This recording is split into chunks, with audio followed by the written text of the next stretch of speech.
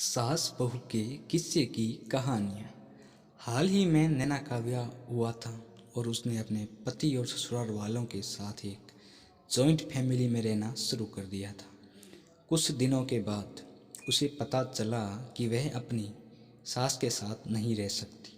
नैना की सास रूढ़िवादी थी, जबकि नैना आधुनिक जीवन शैली जीने वाली लड़की थी। जल्द ही उनके बीच झगड़ने वाले सीन होने लगे। कई महीने बीत जाने के बाद भी दोनों में से कोई भी अपना व्यवहार बदल नहीं पाया। समय के साथ साथ नैना और ज़्यादा आक्रामक हो गई और उसे अपनी सास से नफरत होना शुरू हो गया। वह सोचने लगे कि कैसे भी अपनी सास से छुटकारा पाया जाए। एक बार हमेशा की तरह जब उसने अपनी सास से झगड़ा किया और उसके पति ने अपनी माँ का साइड लिया, तब नैना गुस्सा हो गई और अपने मायके चली गई। नैना के पिता एक केमिस्ट थे। उसने अपनी पिता को पूरी बात बताई। उसने अपने पिता से कहा कि उसे कुछ जहर दे ताकि वह अपनी सास के खाने में मिलाकर उससे छुटकारा पा सके, नहीं तो वह अपने पति के घर वापस नहीं जाएगी।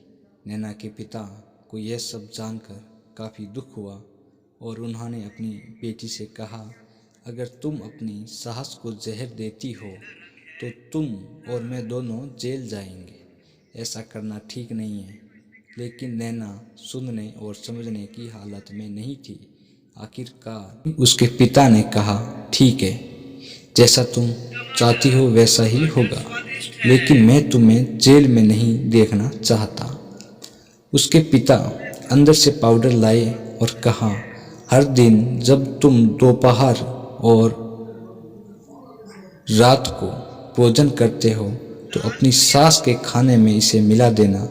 इससे धीरे धीरे कुछ महीनों में वो मर जाएगी और लोग सोचेंगे कि वह एक प्राकृतिक रूप से मरी है। उन्होंने यह भी कहा, क्योंकि किसी को भी तुम पर शक नहीं होना चाहिए, इसलिए आज से तुम अपनी सास के साथ नहीं लड़ोगी, बल्कि तुम उसकी देखभाल करोगी। भले ही वो कुछ भी कहे, तुम गुस्से से बात नहीं करोगी और हमेशा शांत रहोगी। नैना सहमत हो गई और अपने ससुराल वापस आ गई और अपने पिता की सलाह के अनुसार उसने अपनी सास के खाने में पाउडर मिक्स करना शुरू कर दिया और बड़े ही प्यार से बात करना शुरू कर दिया।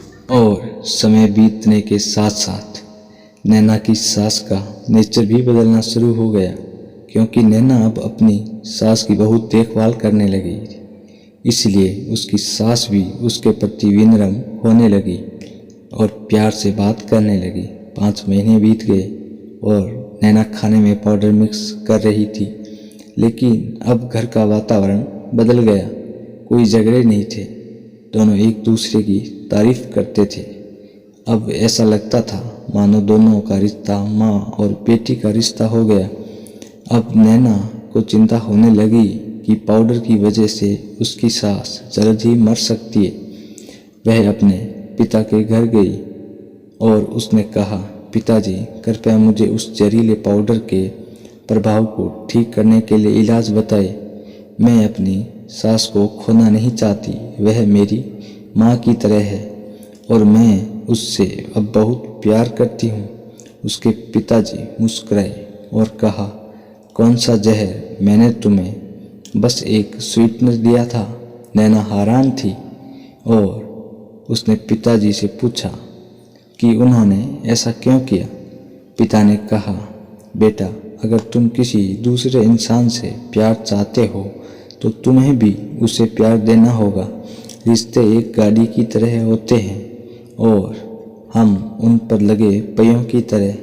जब तक सभी पहिए ठीक से आगे नहीं बढ़ेंगे तब तक गाड़ी ठीक से नहीं चल सकती। इसी बात का एहसास दिलाने के लिए मैंने ऐसा किया और तुम्हें अपनी सास के प्रति नरम रहने को कहा। तुम्हारी अच्छाई देखकर उन्होंने भी अपने आप को बदला और तुम्हें समझना शुरू किया।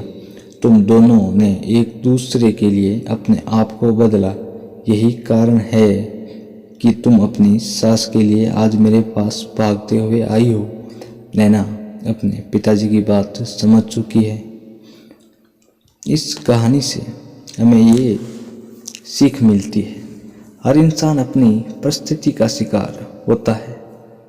यह अक्सर कई मतभेदों को जन्म दे सकता है। हालांकि हमें इस एक दूसरे को समझने की कोशिश करनी चाहिए और एक दूसरे के साथ एक स्वस्थ संबंध बनाने के लिए थोड़ा अपने आप को भी बदलना चाहिए। और जब इस तरह के मतभेद रिश्तों के बीच उठते हैं तो उसके प्रियजनों का कर्तव्य है कि वह उन्हें शांत रखे और सही रास्ते की ओर मार्गदर्शन करे।